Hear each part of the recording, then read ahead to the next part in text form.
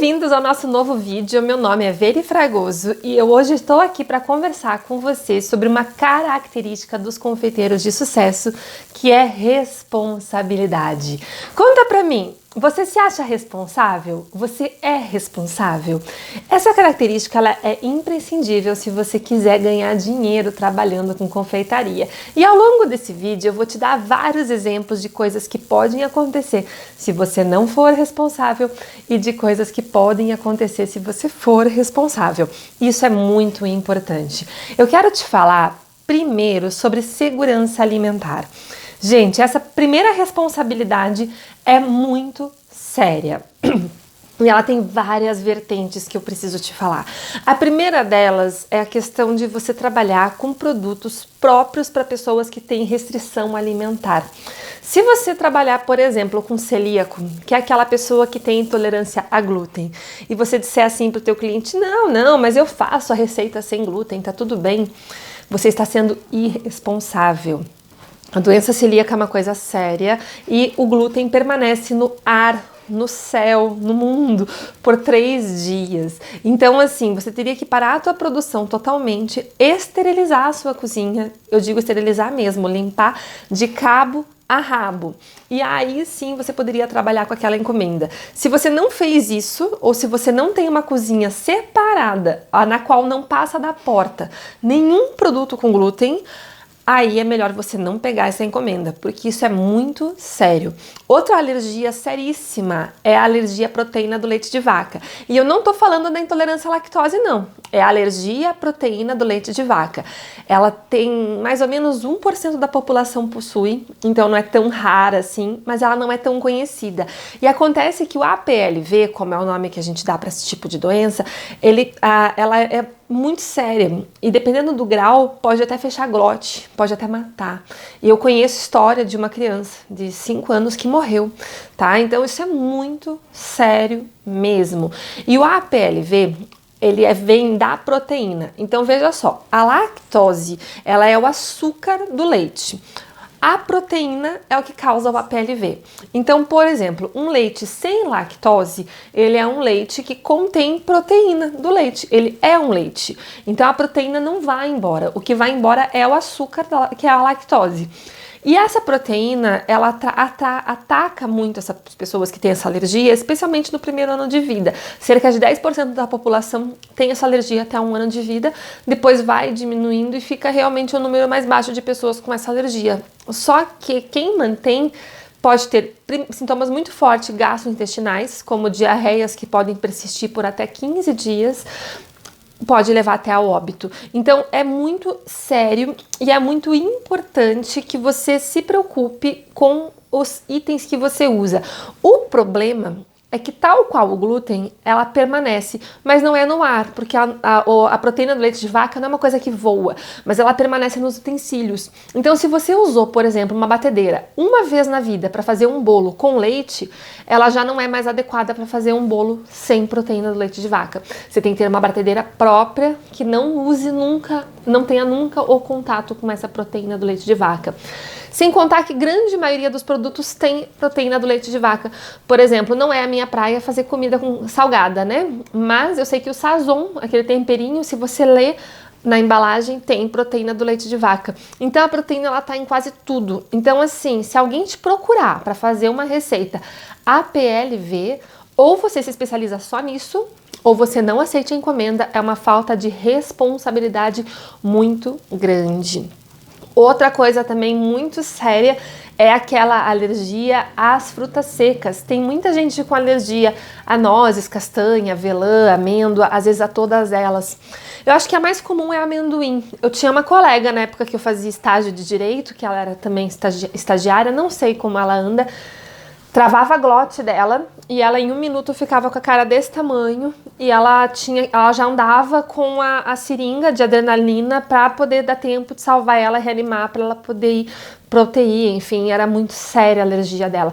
E às vezes, assim, um mero respirar, se alguém abrisse o amendoim do lado dela, podia travar a glote dela de tão alérgica que ela era. Isso é muito sério, gente. Vocês têm que levar isso muito a sério, porque o risco de contaminação é muito grande. Esse é um primeiro ponto aí, quando a gente fala de responsabilidade, mas eu tenho mais coisas que eu queria te falar sobre esse tema. E um segundo ponto sobre a responsabilidade é você entender o tamanho do sonho do seu cliente. E assim, no nosso caso aqui, eu trabalho com casamentos e eu te ensino a atender noivas. E eu acho que dentre as expectativas de festa existentes no mundo, a de casamento ela é realmente a que cria a maior expectativa, né? Às vezes a pessoa fala desde os seus 12 anos, quero me formar, e a formatura ela é importante, mas a noiva parece que ela, desde que ela era criancinha, que ela tinha 5 anos, ela já brincava com a Barbie, vestia de noiva e já sonhava com aquele dia. Opa, só um pouquinho. Aqui é cedo, eu vim gravar o vídeo às 6 horas da manhã. Então, tô meio dormindo ainda, minha voz ainda não acordou muito bem. E aí, ela já sonhava com aquela Barbie desde pequenininha, ela sonhava com aquele dia perfeito. Então, a noiva, ela tem uma expectativa muito alta. A sua responsabilidade na festa não para somente na higiene alimentar, que é óbvio, você tem que manter a sua cozinha limpa, você tem que manter a sua cozinha organizada, você tem que fazer os produtos dentro de um prazo de validade ideal para que aquele doce esteja perfeito na festa. Você tem que cuidar para que esses doces sejam bonitos, né, bem acabados, porque o fotógrafo vai dar um close, se aquilo tiver feio, um maior, um menor, vai aparecer, vai ficar feio. Mas a tua responsabilidade maior, além de tudo isso que eu falei, é entregar no prazo. Gente, eu tenho ouvido cada história de confeiteira que atrasou a festa ou nem entregou. Agora, final de semana, olha, hoje a gente tá aqui, é uma segunda-feira, eu tô gravando pra vocês. E no sábado, 7 horas da noite, acredito eu, mais ou menos isso, 6, 7 horas da tarde, alguém me liga perguntando se eu não tinha 500 doces prontos para entregar para uma noiva, porque a doceira não levou. Faltava 1 hora pro casamento acontecer. Não tem milagre, né, gente? Eu trabalho com encomenda. Então, assim, eu já tinha encerrado a produção, meus funcionários já tinham ido embora e eu tava em casa cuidando do meu filho. Sem a menor chance, eu não voltaria para o ateliê nem pelo dinheiro mais alto do mundo. E aí você vê só que coisa mais triste, na verdade, né? Porque a pessoa confiou naquela confeiteira e a confeiteira não entregou. Independente dos motivos, tá? Porque, poxa vida, bateu o carro, puxa vida, né, faleceu alguém da família. Gente, pode acontecer, infelizmente, a gente também, confeiteiras também são humanas, né? Mas assim, a questão que eu mais defendo nos meus cursos é que você tem que se programar para fazer um preço no qual você tenha uma margem para poder você saber o que fazer no caso de dar um problema.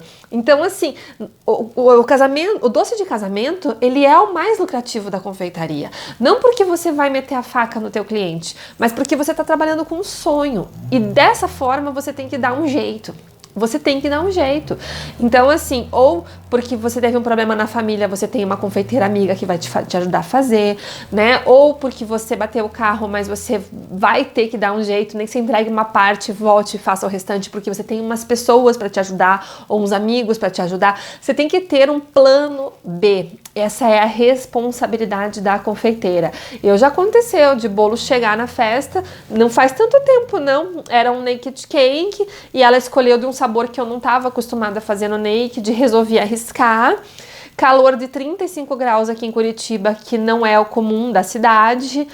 Esse ano o verão foi bem forte, assim, ele manteve mais de um mês essas temperaturas altíssimas.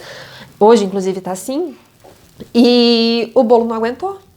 Ele chegou na festa já meio querendo entortar. E aí, resultado, o bolo entortou. Ele não chegou a cair, mas ele ficou feio. Não é o meu trabalho, não é como eu gostaria. Molhei demais, ficou gostoso demais, enfim. Resultado, plano B. eu peguei um bolo falso que tinha aqui no ateliê, bem bonito, que combinava com o estilo da festa, mais pro estilo rústico, enfiei no meu carro, levei pra festa. Então, assim, aquele bolo que ela escolheu foi servido e pelo menos na mesa tinha um plano B. Isso é pensar em alternativas, isso é responsabilidade. A cliente ficou super feliz, ela super entendeu que foi um caso atípico, que poderia ter acontecido, infelizmente não deveria ter acontecido, mas a gente tomou todas as precauções para resolver. Outra vez também era um sábado, acho que devia ser também 8 horas da noite, mais ou menos, já era bem noite, ou era inverno e talvez fosse mais cedo, não me lembro, mas também me ligou a dona de um buffet, desesperada, perguntando se eu não tinha doces para entregar, porque a confeiteira simplesmente não apareceu. E eles estavam ligando para a confeiteira famosa daqui da cidade, não é uma confeiteira assim que você nunca ouviu falar, e ninguém conseguia falar com ela, simplesmente ela se atrapalhou com as entregas e ela chegou com os doces. Depois eu fiquei sabendo, 9 horas da noite, a festa começava às 8. Então imagine, gente, essa responsabilidade que não pode acontecer. Se isso acontece porque você trabalha sozinho, qualquer coisa assim, você não pode ficar incomunicável. Você tem que ligar para o cerimonial, você tem que ligar para o cliente e dizer, olha, eu tive um problema, atrasou tudo porque meu carro quebrou no meio da estrada, eu não conseguia voltar, não conseguia ir, eu tinha que vir. Eu não tinha ninguém para abrir minha empresa para poder pegar os docinhos, então eu tive um problema, eu estou atrasada. Comece a festa, eu vou entrar bem discreta, mas 9 horas eu tô aí com tudo. Mas deixa a pessoa do outro lado tranquila, é um dia muito importante. E aí todo mundo vai trabalhar para te ajudar.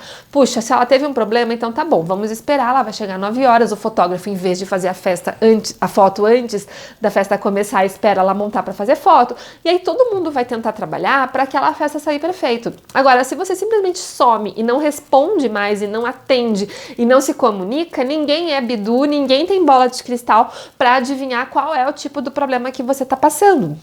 Isso é muito sério. Isso se chama atender o cliente com satisfação. Isso faz o cliente ter credibilidade em você. Eu tive um outro caso que aconteceu comigo, que foi agora final do ano passado também. Eu tinha muitas festas no final de semana e isso nunca justifica dar problema. Inclusive, normalmente, quando eu tenho muitas festas, é quando dá tudo certo. Normalmente, são semanas que eu checo e recheco tudo várias vezes. E aí, aconteceu que a cliente fez um orçamento comigo via WhatsApp, coisa que não é comum, porque normalmente meu orçamento eu não faço via WhatsApp, eu faço esse meu orçamento sempre aqui na minha frente, normalmente no WhatsApp eu só mando a tabela, mas eu fiz para ela o orçamento porque eu já tinha feito uma festa para ela, então eu falei, já que já fiz uma festa, acredito que vai ser mais tranquilo. Mandei a ideia de orçamento para ela e ela marcou de vir no ateliê e ela trocou tudo, tipo, pensa tudo, assim, acho que ela manteve um doce dos que eu indiquei, o resto ela trocou tudo. Salvei no meu computador e o meu computador me sacaneou e não salvou. E eu não vi. Eu imprimi o orçamento novo, no contrato estava impresso os sabores que ela escolheu, os sabores que, né, tudo certo, mas no salvar do computador não ficou.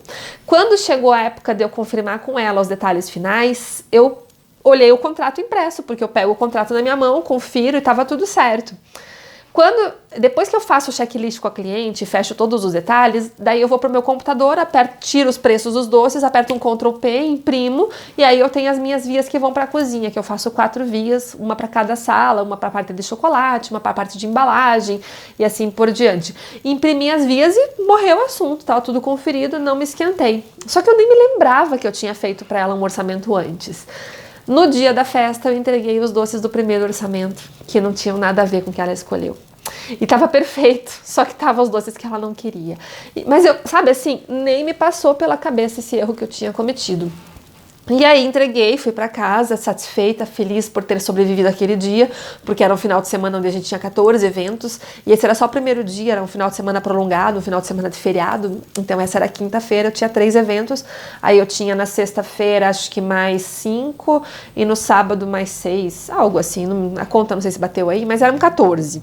E aí a gente tava numa semana muito corrida. Por sorte, a festa dela era na quinta, porque daí eu tinha vários doces já da sexta e do sábado pré-preparados e vários prontos, inclusive. E ela me liga, eram 7h30, 8 horas, ela entrou no salão, A hora que ela bateu o olho na mesa, ela já viu na hora que aqueles doces que ela tinha fechado não eram aqueles que ela tinha escolhido. Aí ela me ligou, sim, no momento bem estressada, até nem foi com ela que eu falei, minha copeira que estava na festa me ligou, mas ela falou, olha, Vera, ela tá muito chateada que os doces não são os mesmos, ela quer que você dê um jeito de trazer esses doces. Eu falei, gente, como é que eu vou dar um jeito de trazer esses doces?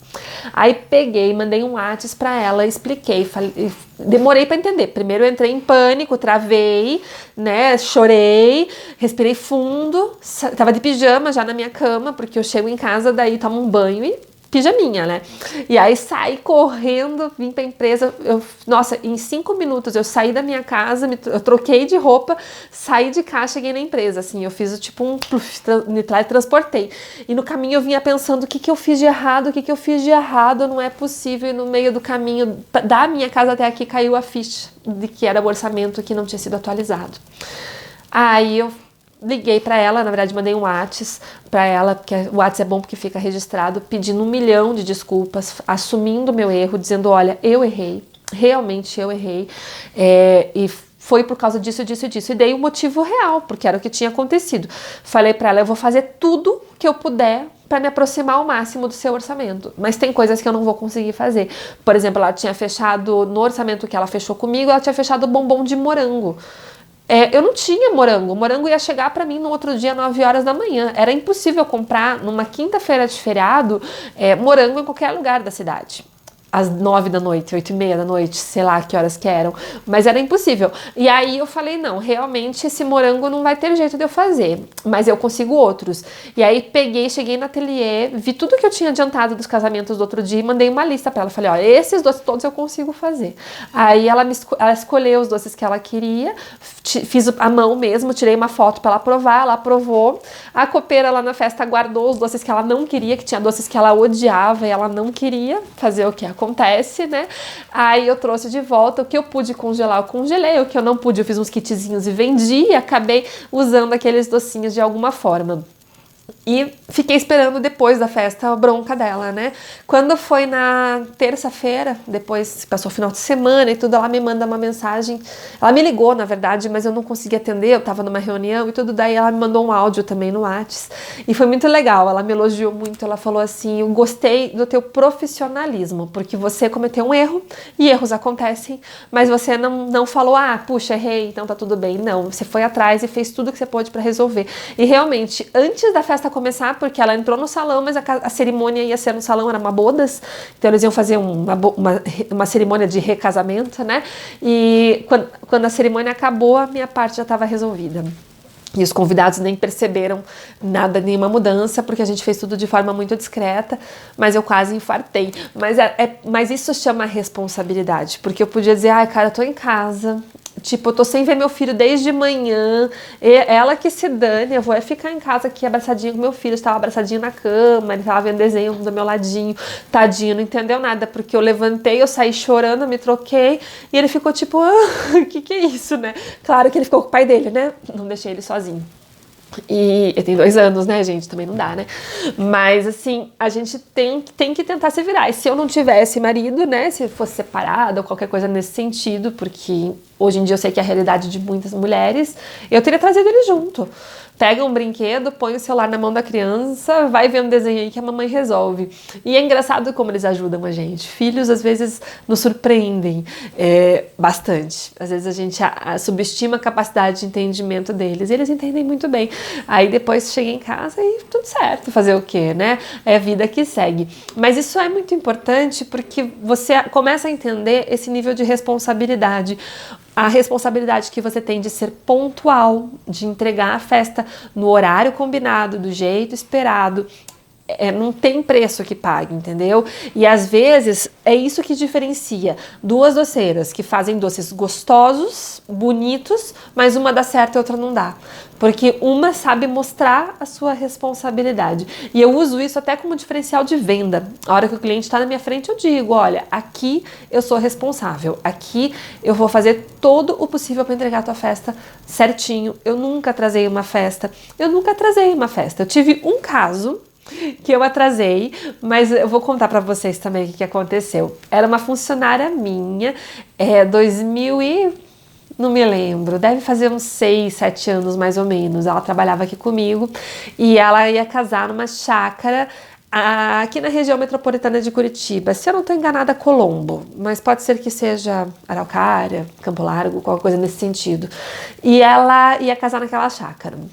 E o casamento era tipo 21 de dezembro, eu lembro bem, pra você ver, todos os meus erros me marcam com profundidade porque a gente usa eles pra aprender.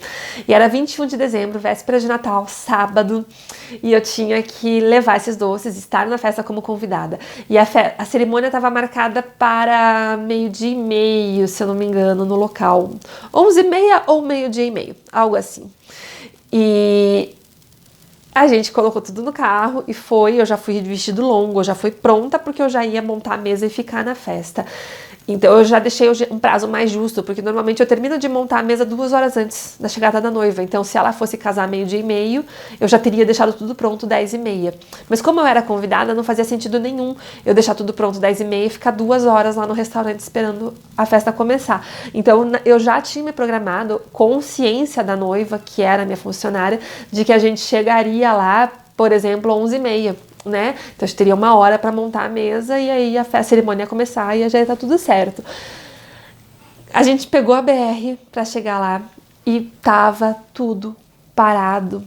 A gente só esqueceu de um detalhe, que era 21 de dezembro, véspera de Natal, e era o sábado antes do Natal.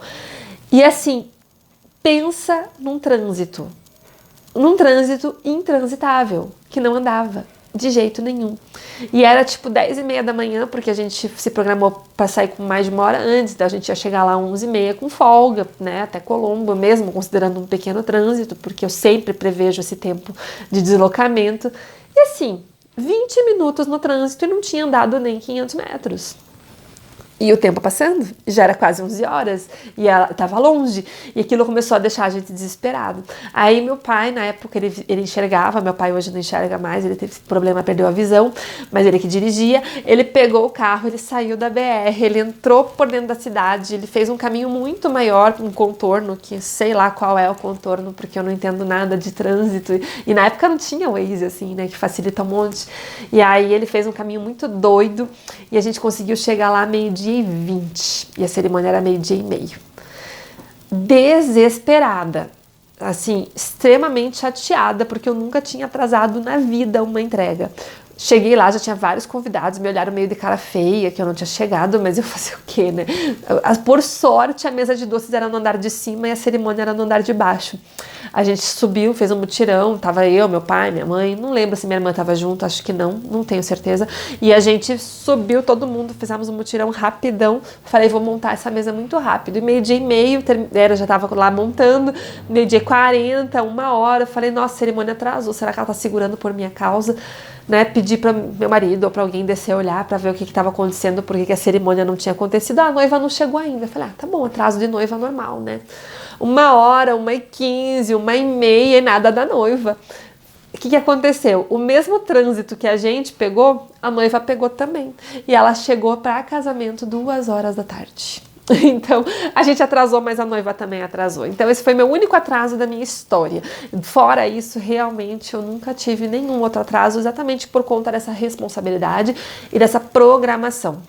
Tive um outro caso que eu fui levar um evento, esse deve fazer uns 2 anos, o Igor tinha meses, então deve fazer 2 anos. E eu peguei aqui a Via Rápida sentido bairro, sentido Hospital Trabalhador, para aqueles lados ali, e bem próximo até do Hospital Trabalhador aqui de Curitiba, quem conhece sabe onde é. Eu tava indo na minha pista, bem bonitinha, na pista do meio, na pista da direita eu tava indo, e aí eu seguindo a minha pista certinho, sem estresse, olhei no retrovisor, tava meio garoando, olhei no retrovisor, né, pra ver se tinha alguém que queria mudar de pista, porque eu não ia virar direito, eu tinha que ficar no meio. Pra eu mudar de pista, eu olhei, não tinha ninguém, mudei de pista, só que tinha um caminhão vindo muito rápido. Aí o caminhão veio, freou, nessa freada, enfim, eu saí de lado, eu não me lembro muito bem, o fato é que o caminhão bateu num carro, não foi no meu. Só que na hora, assim, eu me assustei, fiquei parada, fiquei tipo, porque parecia que era minha culpa, mas não era, porque eu olhei, eu vi, eu tava seguindo o procedimento, tudo direitinho, tem câmera que prova e tudo mais, né? E só que como eu me apavorei, eu parei o carro, não conseguia dirigir, fiquei assustada.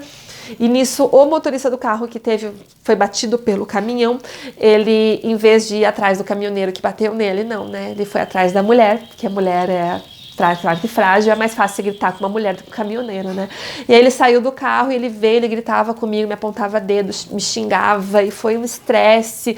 E eu não tinha feito nada, eu só tinha freado e saído da frente para não levar a pauleira, porque acho que foi bem isso, ele tava atrás de mim. Então eu mudei de pista, ele tava atrás de mim, ele freou para não bater em mim, mas ele tava muito rápido, o sinal tava fechado, então assim, ele tava errado, e o caminhão veio atrás dele e bateu na traseira dele, foi isso que aconteceu.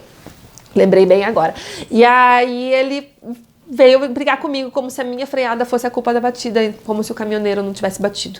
Aí nisso o caminhoneiro fugiu, foi embora, porque ele tava surtando com a mulher, né?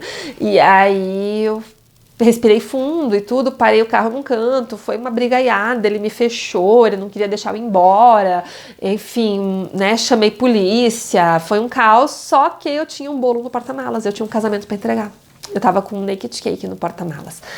E na hora, assim, eu até nem pensava tanto no problema da batida, que na verdade não era minha culpa, mas que eu tava sendo acusada e eu tava ali tentando me defender e eu não tinha nem condições de dirigir, porque eu sou bem emotiva, então na hora que acontece alguma coisa eu meio que perco a cabeça por alguns minutos, depois eu volto pro lugar.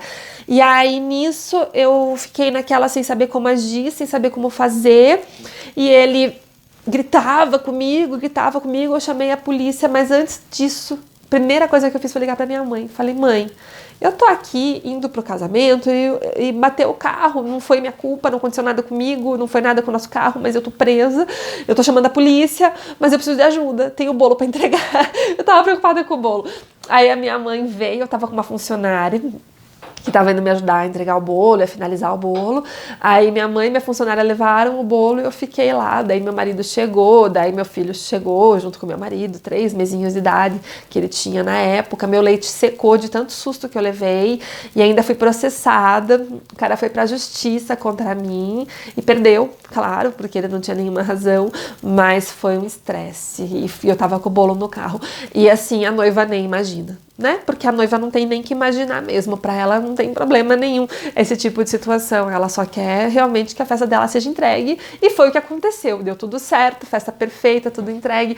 Então, novamente, a gente entra nessa questão da responsabilidade, tá bom?